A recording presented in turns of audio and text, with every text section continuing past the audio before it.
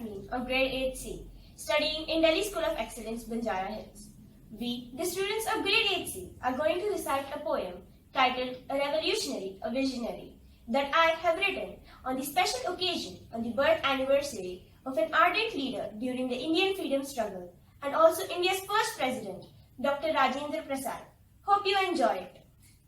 An Indian independence activist and a nationalist, the first president of a nation and an inspiration.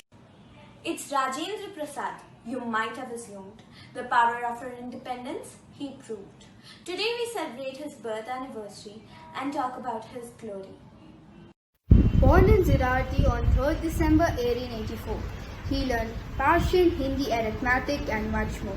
A graduate of the Calcutta Law College, he founded the Bihar Law Weekly with the help of his extensive knowledge. Soon he gave up his law practice under the dire circumstances to join the non-cooperation movement, contributing ever since to India's development.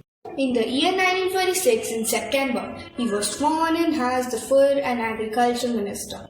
Also presided the Constituent Assembly and states the Constitution as a visionary. In 1950, he was elected as the president and served 2 terms, which was significant.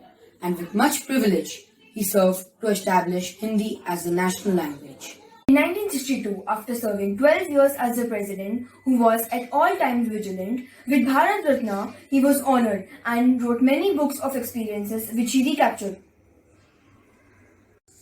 A strong follower of Mahatma Gandhi's outlook, Bapu Ke Kadmon Mein was his tribute as a book. He believed in integration of education in life, and for the country he strived.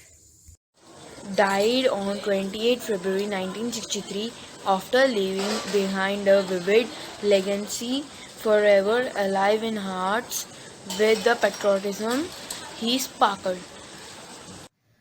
A true humanist, a striving revolutionist, let us acknowledge his accomplishments and appreciate his wholehearted contribution. That was indeed an informative poem. Dr. Rajendra Prasad is still an inspiration to many.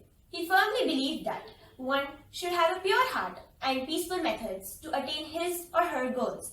Now, I would like to conclude with a quote said by Dr. Rajendra Prasad. In attaining our ideals, our means should be as peaceful as the end. Thank you.